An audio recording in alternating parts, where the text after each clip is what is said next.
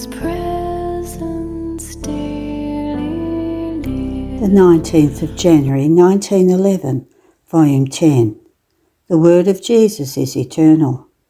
Jesus wants the priest to be untouchable by the bond of the families.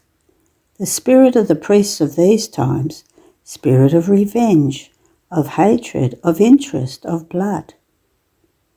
In hearing of the difficulties raised by the priests, especially about breaking the bond with their families completely, and that it was impossible to carry this out in the way said by Jesus, and that if this were true he should speak to the Pope, for he who has authority could command everyone and sort this work out.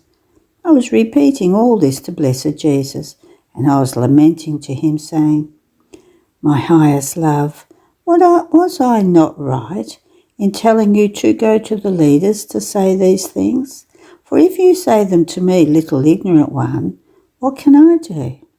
My always lovable Jesus told me, "My daughter, write, do not fear, I am with you.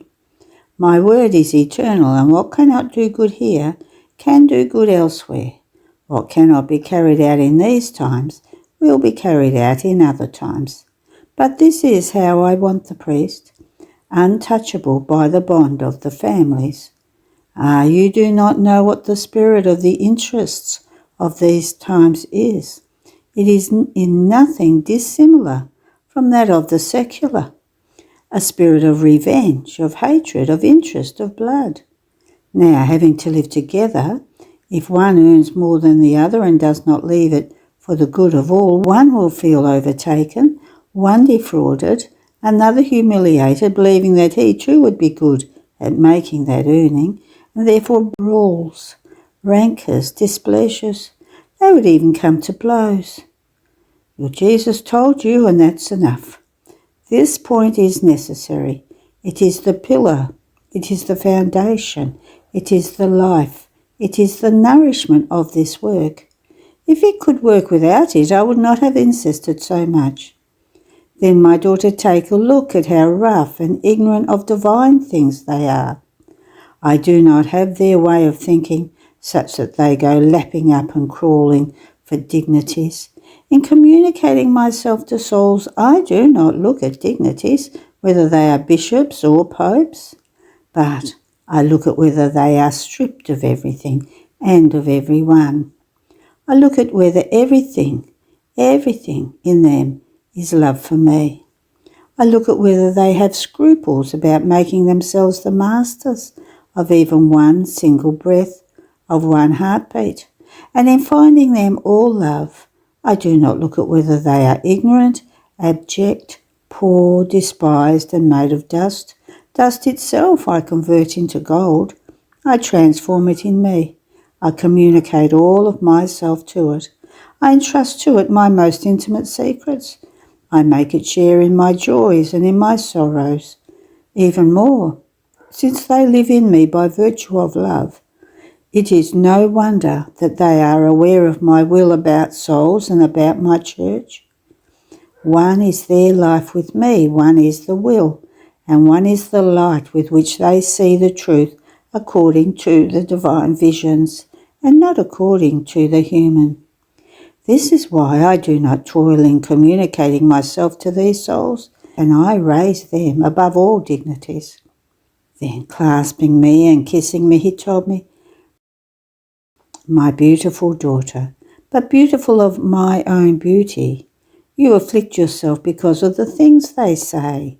Do not afflict yourself.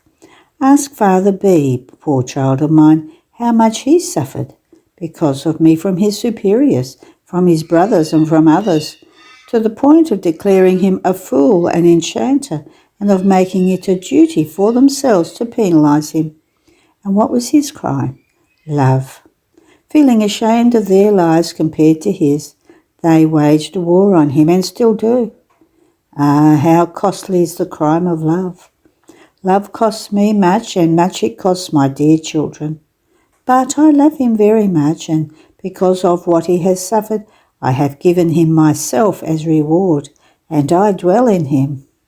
Poor son of mine, They don't leave him alone. They spy on him everywhere, which they don't do to others, to find, who knows, some matter on which to correct him and mortify him. But since I am with him, I render their arts vain. Give him courage, but oh, how terrible will be the judgment I'll make on those who dare to mistreat my dear children. End of the reading. The 19th of January 1912, Volume 10. Jesus binds the hearts in order to unite them with himself and make them lose all that is human. The human ingratitude. As I was in my usual state, my always lovable Jesus made himself seen with a little rope in his hand, and with it he kept binding hearts, clasping them very tightly to himself, in such a way as to make them lose their own feeling, make them feel the whole of Jesus.